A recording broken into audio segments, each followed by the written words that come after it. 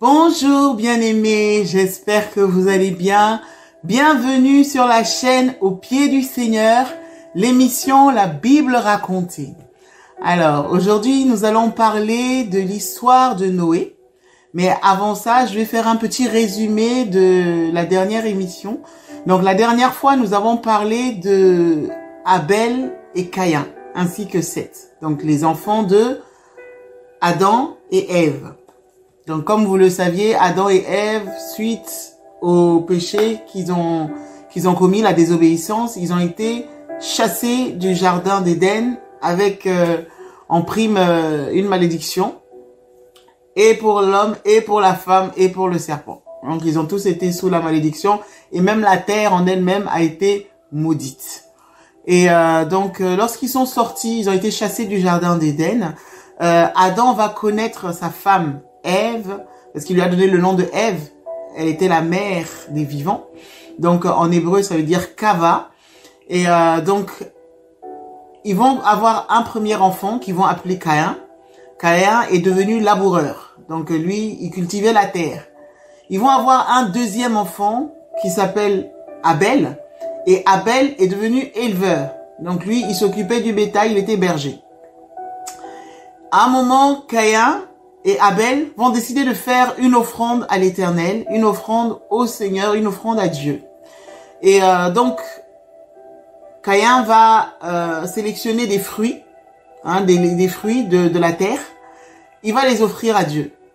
Et nous savons tous que la terre était maudite suite à la malédiction que Adam avait eue. Donc, Dieu avait dit à Adam, puisque tu as écouté ta femme, à cause de toi, la terre est maudite, le sol est maudit, et c'est à la sueur de ton front que tu gagneras ton pain, que tu auras ta nourriture.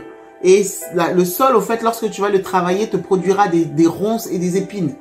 Donc, bien que Caïn, la signification du nom Caïn, c'est possession, artisan, forgeron. Donc lui, il a décidé, au lieu de faire ce que son nom indique, il a décidé de labourer la terre.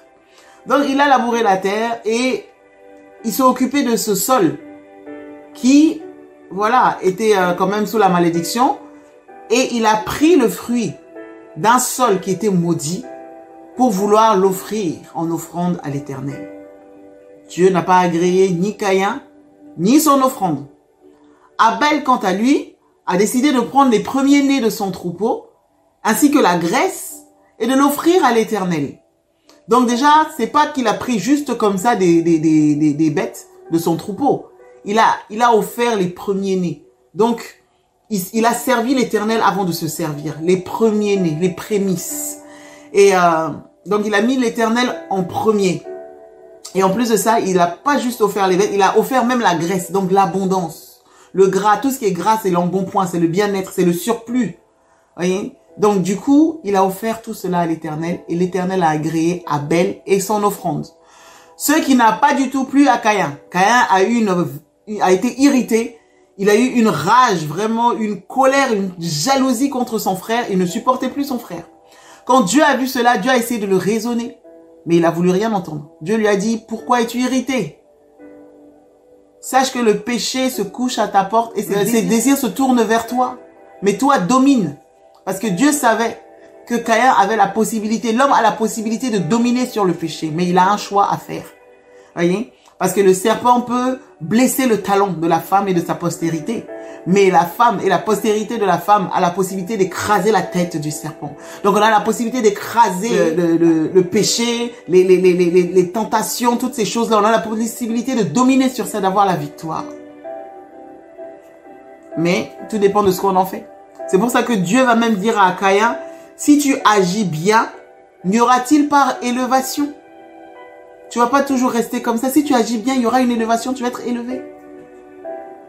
Mais il n'a pas compris. Il n'a pas cherché à comprendre. Il a quand même tué son frère. Et quand il a tué son frère, il a été chassé. Il a été chassé. Et du coup, il est parti. Et le Seigneur, même une nouvelle malédiction va s'abattre sur lui. Le Seigneur va dire, parce que quand Dieu va lui demander où est son frère, il va dire, suis-je le gardien de mon frère? Enfin, comme s'il savait pas. Mais Dieu qui sait toutes choses va lui dire, qu'est-ce que tu as fait? Le sang de ton frère crie jusqu'à moi. Et voici, le seul qui a ouvert sa bouche pour recueillir de ta main le sang de ton frère est maudit à cause de toi.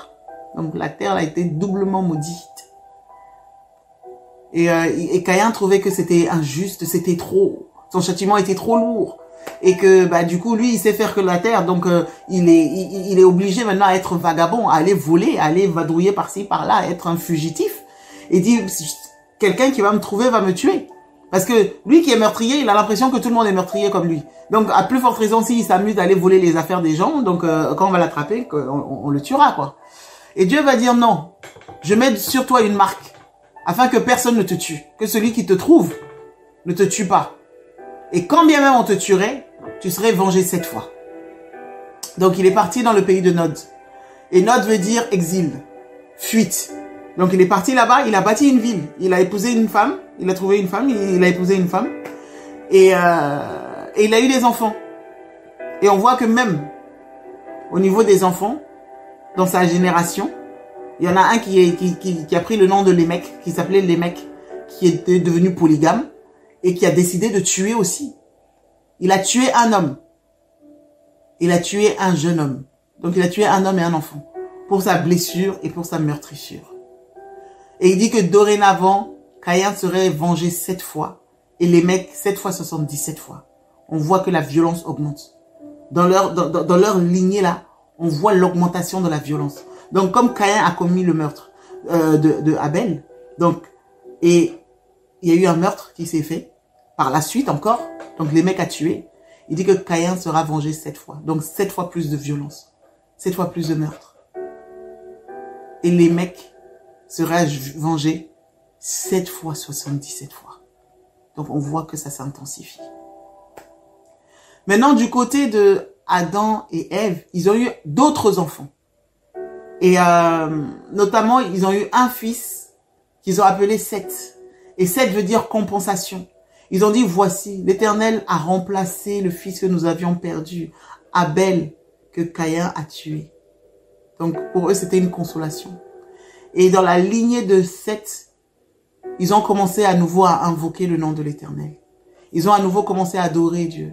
Et on va voir que parmi eux, il y a des personnes comme Enoch qui ont marché 300 ans avec Dieu qui ont été enlevés. Et lorsqu'on descend, on arrive à Noé. Et Noé, lorsqu'il est venu au monde, son père même a prophétisé. Son père a dit, voici. Il dit, voici, celui-ci va nous consoler de l'œuvre de nos mains, du travail pénible de nos mains sur cette terre que l'Éternel a maudite. Donc Noé déjà, il y avait une prophétie sur sa vie et c'était un enfant de consolation. Son père l'a déclaré et il a eu plusieurs frères et sœurs parce que le papa a eu encore d'autres fils et filles. Mais autant Noé marchait avec Dieu, autant dans la génération de Noé, le péché s'était accru. L'abomination s'était accrue. Les gens, ils ne se souciaient pas de connaître Dieu. Et même plus tard dans la Bible, lorsqu'on va lire, on a dit qu'au temps de Noé, les hommes se mariaient, ils mariaient leurs fils, ils mariaient leurs filles. Et ils mangeaient, ils buvaient. Mais en réel, ils se souciaient pas de marcher selon Dieu. Noé marchait avec Dieu. Alors, il est dit aussi que au temps de Noé, à cette époque-là, les fils d'Élohim ont vu que les filles des hommes étaient belles. Donc, on entend par fils d'Élohim la création d'Élohim qui n'était pas, c'était pas les êtres humains. Donc, on entend par cela les anges. Et ce n'est pas n'importe quels anges. Parce que les anges qui sont dans la gloire de Dieu, qui sont dans la présence de Dieu, qui sont au 3e ciel, n'ont pas le temps de s'hasarder à venir descendre, aller épouser des femmes, tout ça. C'est pas leur...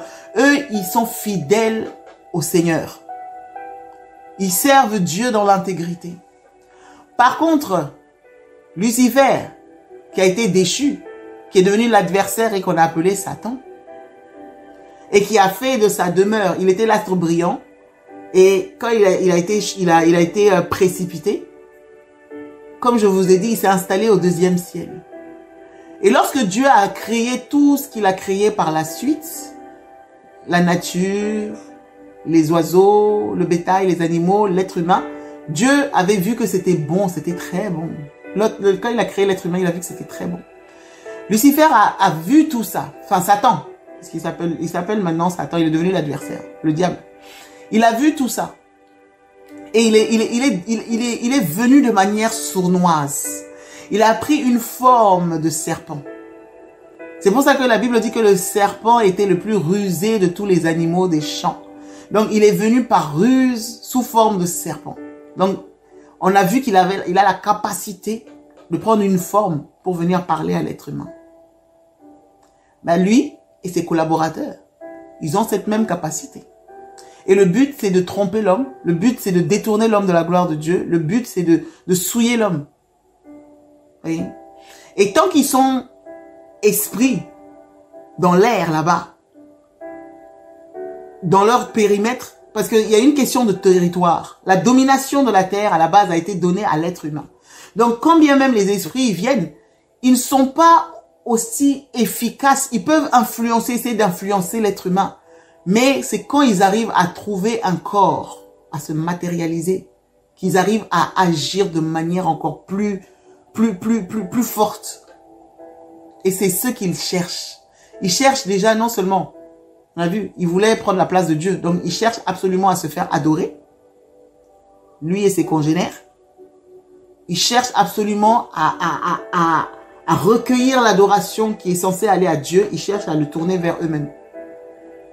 Ils cherchent à augmenter leur puissance et leur pouvoir.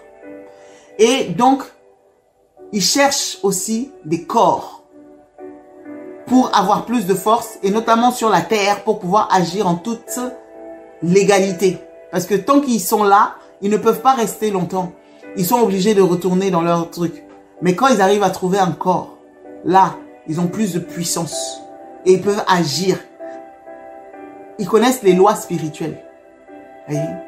Et donc, il est dit que les fils d'Élohim, donc on entend par là les anges déchus, Satan et ses collaborateurs là-bas, ils ont trouvé que les filles des hommes, donc les enfants, la postérité, la descendance de Adam et Ève, les filles des hommes étaient belles.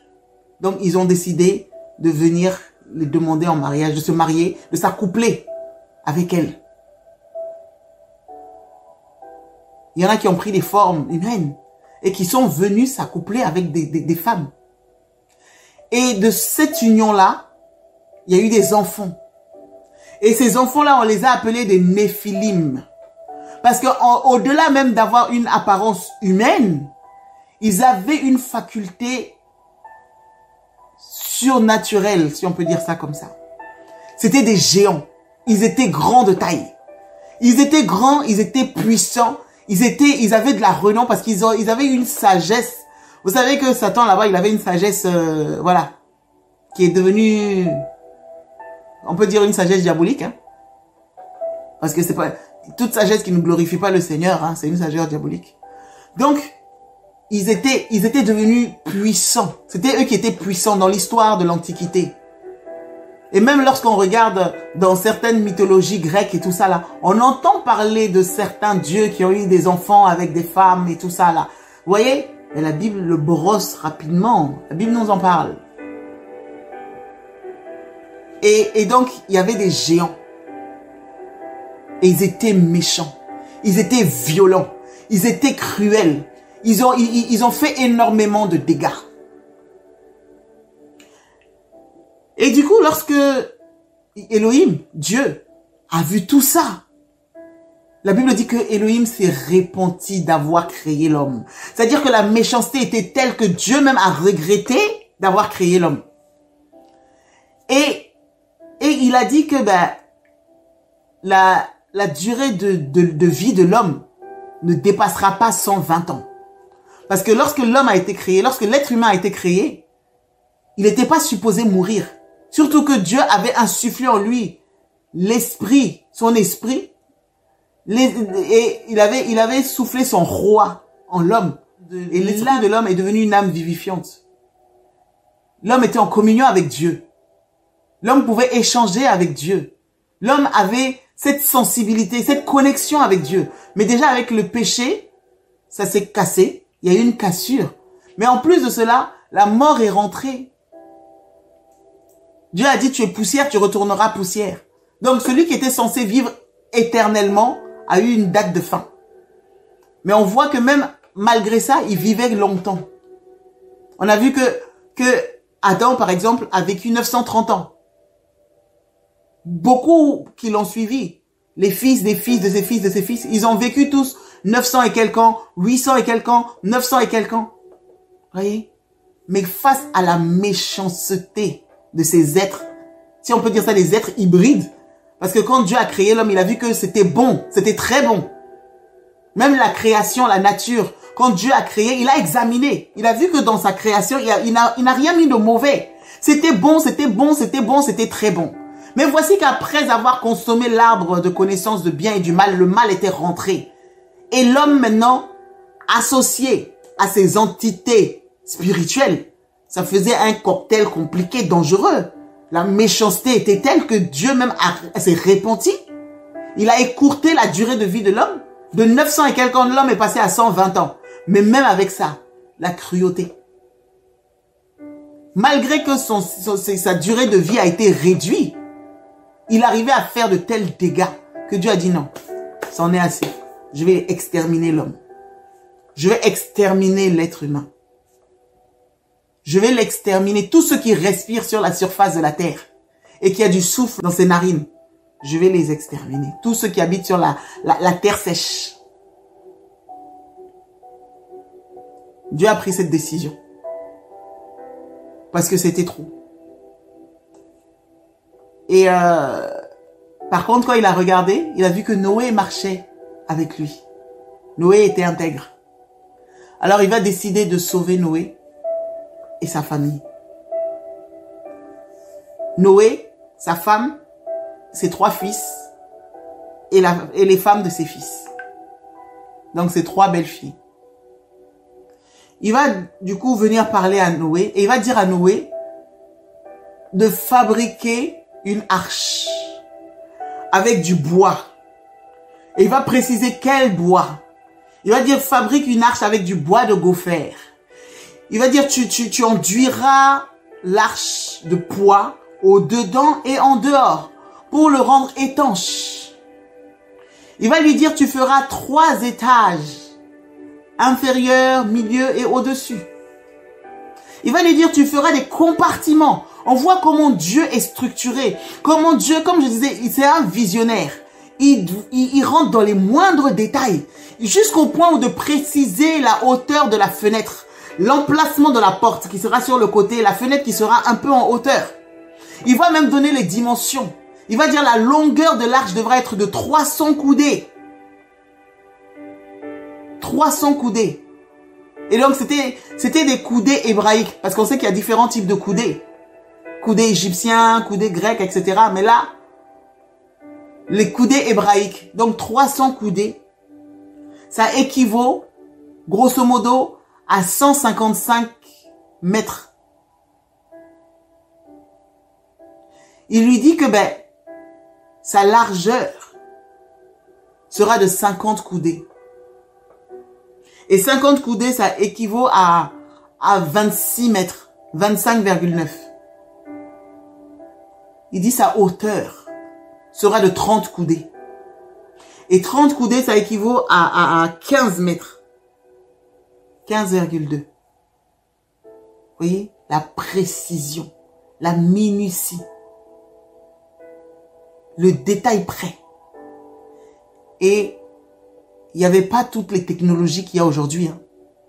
Mais il a donné l'intelligence, la capacité, la sagesse à Noé de pouvoir faire toute cette construction-là. Et il lui a dit qu'il va faire pleuvoir. Il va faire tomber le déluge à cause de la méchanceté de l'homme. Il va tout exterminer. Noé va obéir. Et il va lui dire, je vais faire venir les animaux devant toi. Tu les prendras 2 par 2 pour sauvegarder leur espèce, leur race.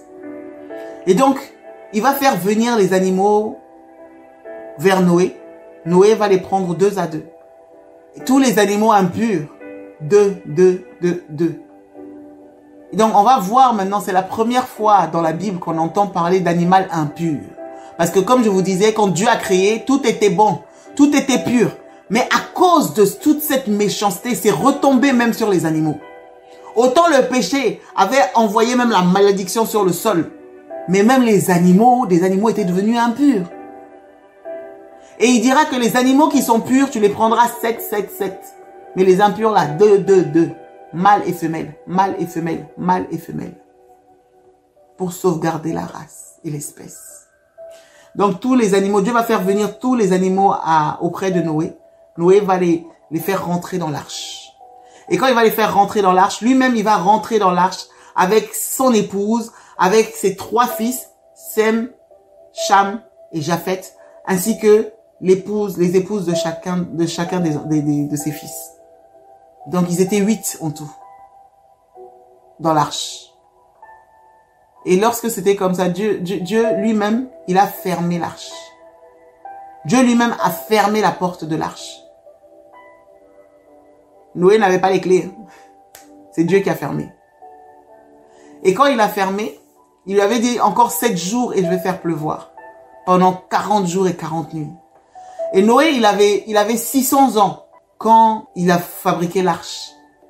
Et il est dit que Dieu, au 17e jour du 2e mois, 600 ans après la naissance de Noé, va faire tomber le déluge sur la terre. Donc, toutes les sources du grand abîme furent rompues. Cela veut dire que toutes les sources d'eau, toutes les sources de la nappe phréatique là ont jailli. Et sont sorties de terre. Il y avait de l'eau qui sortait de terre. Là, c'était plus une vapeur pour arroser. Hein. Là, c'était des sources d'eau qui jaillissaient. Il a ouvert les écluses des cieux. Il a ouvert les vannes du ciel. Il y a de l'eau qui tombait. Il y avait des averses. Pendant 40 jours et 40 nuits, il n'a pas cessé de pleuvoir. Et l'eau a commencé à grossir. L'eau a commencé à grossir. L'eau a commencé à grossir. Au point où on ne voyait plus la végétation. Au point où ça a couvert les maisons. Au point où ça a couvert même les arbres. Au point où ça finit par couvrir même les montagnes. Et l'eau était au-dessus des montagnes, même de 15 coudées. 15 coudées. Donc de 7 mètres. Vous imaginez? À notre époque, même en 1856, ils ont estimé que la montagne la plus haute sur la Terre était le mont Everest dans l'Himalaya. Et que lorsqu'on mesure par rapport au niveau de la mer et tout, elle était classée comme la montagne la plus élevée. Elle faisait 8849 mètres. Donc, imaginez, cette montagne qui faisait 8849 mètres, si les eaux l'ont submergée de 7 mètres, donc l'eau était à 8856 mètres, plus de 8 km d'eau. Voyez? Donc l'arche surnageait. L'arche surnageait. Vous imaginez? Les hommes, au moment où ils se moquaient en voyant Noé en train de construire l'arche, quand la porte a été fermée maintenant, ils ont dû venir frapper. Ils ont dû chercher des moyens, des solutions. On voit des fois quand il y a des inondations, les hommes cherchent secours. Certains montent sur le toit. Mais il n'y avait rien à faire. Il n'y avait rien à faire. Même sur le toit. Et en plus, je pense qu'à l'époque, personne ne devait savoir nager. Hein. Je pense pas. Ils ne connaissaient pas tout ça. Et quand bien même ils savaient nager, l'eau qui coule comme ça, pendant des jours et des jours et des jours et des jours, à un moment, tu flottes plus, hein, tu coules. Donc même les oiseaux qui savaient voler, à un moment, même s'ils se posaient sur l'eau, toute la nourriture était déjà engloutie. Ils mangeaient des herbes, ils étaient herbivores.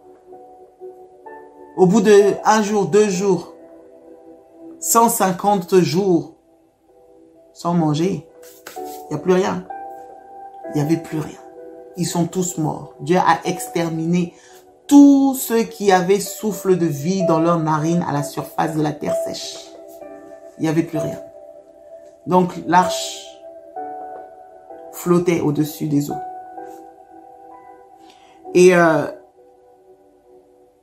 au bout de 150 jours, la Bible dit que l'Éternel se souvint de Noé. C'est pas qu'il l'avait oublié, c'est qu'il était déjà dans une phase d'extermination.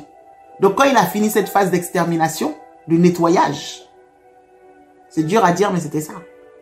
Ben maintenant il est passé en phase de reconstruction. Et du coup, il est dit que Dieu va envoyer un vent. Il va envoyer un vent sur la terre et les sources se sont calmées. Donc la nappe phréatique, les eaux qui jaillissaient se sont calmées. La pluie, toutes ces choses-là, tout s'est calmé. Et du coup, les eaux ont commencé à descendre. Les eaux ont commencé à baisser.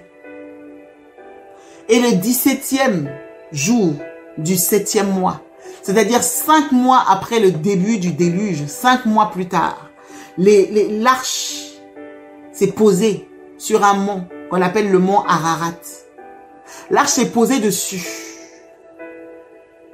Et aujourd'hui, si on veut localiser l'endroit, le mont Ararat correspond à la Turquie. Il y a un mont qui est en Turquie là-bas. C'est le mont Ararat. C'est à 30 km de l'Iran, à peu près. L'arche est posée dessus. Et c'est un mont qui mesure 5137 mètres à l'heure actuelle. L'arche s'est posée sur ce mont-là. Et un jour, le premier jour du 10e mois, on a commencé à voir le sommet des montagnes. Donc l'eau continuait à descendre, l'eau continuait à descendre, l'eau continuait à descendre. Du coup, 40 jours plus tard, Noé a ouvert la fenêtre. Pour la première fois, il a ouvert la fenêtre de l'arche. Il attendait, il attendait. À un moment, il a pris un corbeau qu'il a fait passer par la fenêtre. Et le corbeau est parti, il a tourné, le corbeau est revenu parce qu'il n'a pas trouvé d'endroit pour poser son pied. Il a renvoyé le corbeau à plusieurs reprises et à chaque fois, le corbeau est revenu. À un moment, il a pris une colombe, maintenant, il a fait la même chose, il a envoyé la colombe. La colombe a tourné, et la colombe est revenue dans l'arche parce qu'elle n'a pas trouvé d'endroit pour poser son pied. 7 jours plus tard, il a renvoyé la colombe. Cette fois-ci, la colombe est partie, elle a tourné, elle est revenue avec une branche d'olivier dans le bec. Donc Noé a compris le message. Il a compris que la végétation avait poussé. Il a compris qu'il y avait des arbres maintenant. Donc il a attendu encore 7 autres jours. 7 jours plus tard, il a renvoyé la colombe. Et là, la colombe est partie, elle n'est plus revenue. Donc il a compris qu'elle a trouvé un endroit pour se poser. Il a encore attendu. Mais il comprenait maintenant ce qui se passait à l'extérieur. Ça lui permettait de jauger. Et maintenant, le premier jour du premier mois de l'an 601, donc pratiquement un an après le début des déluges là, pratiquement un an après, les eaux avaient séché à la surface de la terre. Et le 27e jour du 2e mois, la terre était sèche. Donc là, il n'y avait plus de boue, il n'y avait plus de... Donc la terre avait séché. Il n'y avait plus les traces du déluge là. La terre était sèche. Et néanmoins, malgré tout ça, Noé était dans l'attente. Il dépendait de Dieu. Il dépendait des directives et des instructions de Dieu. Il a attendu jusqu'à ce que Dieu lui parle. Et Dieu dit à Noé de sortir de l'arche. Il a attendu le feu vert du Seigneur. Donc quand Dieu lui a dit de sortir de l'arche, lui, sa femme, ses 3 fils, ses 3 belles-filles, ainsi que tous les animaux. Alors ils vont tous sortir de l'arche. Et lorsqu'ils vont sortir de l'arche, Noé va décider d'offrir. Il va bâtir un autel et il va offrir des sacrifices à l'Éternel. Il va offrir des holocaustes à l'Éternel. Il va prendre les animaux. Parmi tous les animaux qu'il y avait, il va choisir les animaux purs. Vous voyez, il y a des animaux qui étaient 2. Ça, c'est les animaux impurs. Mais les animaux purs, il y en avait 7. Donc, dans les animaux purs, il a sélectionné et il les a offerts en holocauste. à l'Éternel. Il les a offerts en sacrifice. Et il connaissait tellement son Dieu qu'il n'a pas choisi n'importe quel animal. Hein. Il a choisi ceux qui étaient purs. Il connaissait son Dieu. Il savait qu'on n'offre pas à Dieu quelque chose d'impur. Ce que Caïn a ignoré. Et Caïn s'est enflé de colère. Mais il connaissait pas le fonctionnement de son Dieu. Il connaissait pas le cœur de Dieu. Parce que quand tu connais le cœur de Dieu, tu sais ce que Dieu aime et ce que Dieu n'aime pas. Et tu t'alignes à la volonté de Dieu. Noé savait. Donc il a offert les animaux purs. Et Dieu va le sentir. Il va sentir l'odeur. Et l'odeur va être agréable et apaisante. Et Dieu va être touché. Il va être touché par le geste de Noé. Et du coup, Dieu va dire qu'il ne maudira plus le sol à cause de l'homme. Il ne maudira plus le sol à cause de l'homme. Parce qu'il sait que le cœur de l'homme est mauvais dès sa jeunesse. Parce que s'il décide de frapper l'homme à chaque fois là, ou de maudire le sol, il va maudire le sol tout le temps. Parce que depuis sa jeunesse, le cœur de l'homme est comme ça. Les traces, les conséquences du péché, les conséquences de l'arbre qu'il a mangé, travaillent toujours en lui. Et il a dit aussi qu'il ne frappera plus les êtres vivants comme il l'a fait. Il ne les frappera plus. De la manière dont il l'a fait là, il ne fera plus. Et que l'été et l'hiver, le chaud et le froid, la semaille et la moisson ne cesseront pas.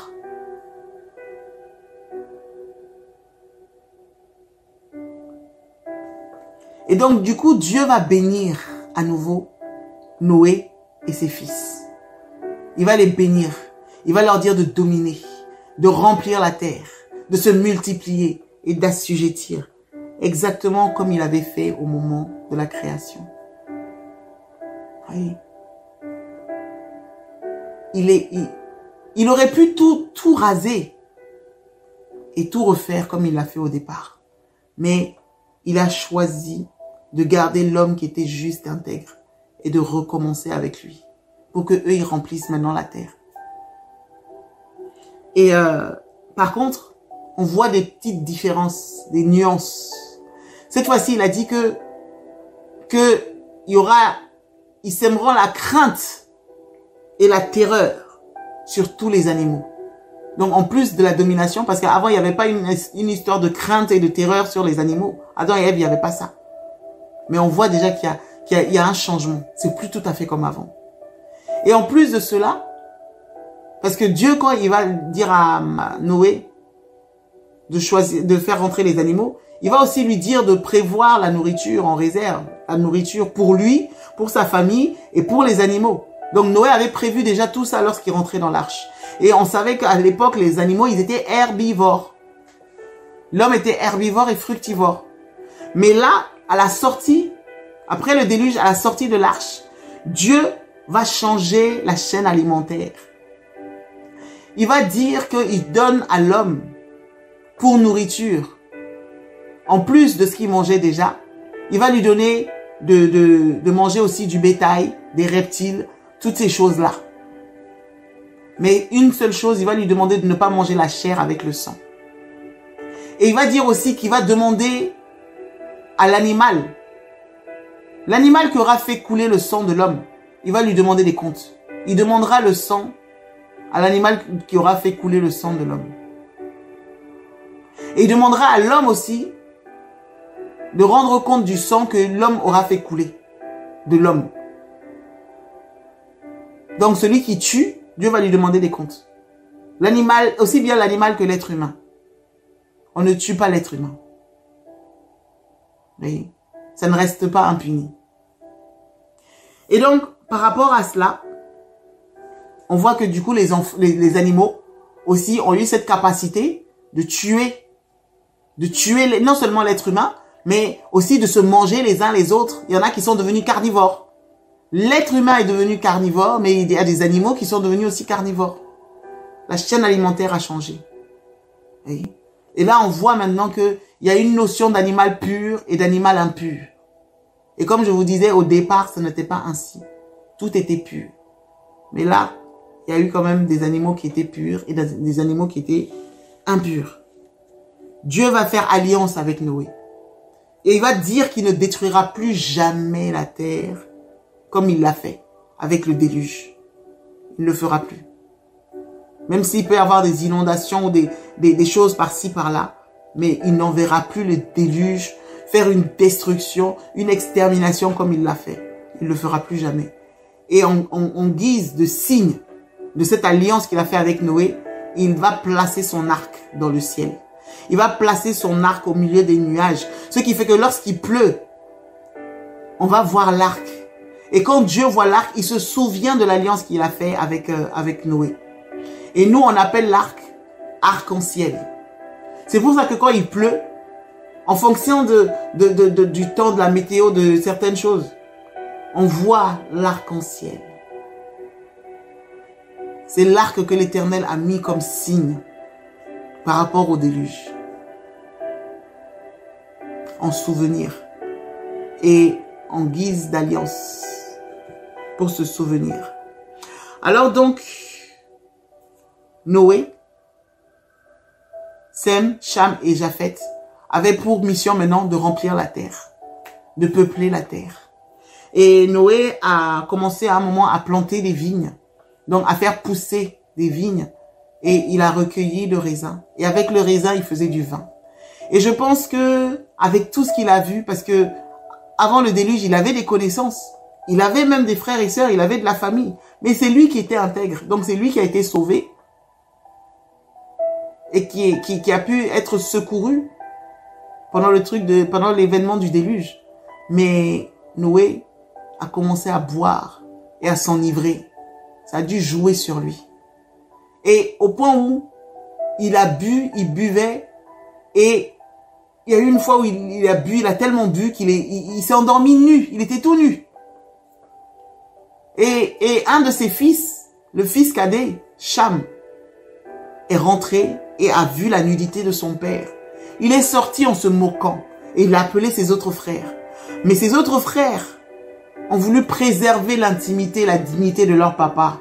Alors ils ont pris une couverture, ils sont venus et ils ont marché à reculons pour ne pas regarder ce qu'ils ne devaient pas voir et ils ont couvert leur père. Au réveil, Noé, il a appris ce qui s'est passé. Mais Cham avait un fils qui s'appelait Canaan. Il a maudit Canaan. Il a dit, maudit soit Canaan. Et que Canaan soit l'esclave de ses frères. Donc, Sem et Japhet, eux et leur descendance, devaient aller dominer sur Canaan. Canaan était destiné à être l'esclave. Et que Japhet même prendrait la place des demeures, des tentes de Canaan. Et Canaan deviendra son esclave. Voici la parole de malédiction que Noé a lancée à cause du comportement de son fils, Cham. Noé, il a vécu 350 ans après le déluge. Et la durée totale de vie de Noé était de 950 ans. Il a eu des fils, des filles. Et après, sa postérité a continué. On va s'arrêter là pour aujourd'hui. Et nous aborderons la suite dans un prochain épisode. Soyez bénis. Au revoir. N'hésitez pas à liker, à partager la chaîne et à vous abonner. Soyez bénis.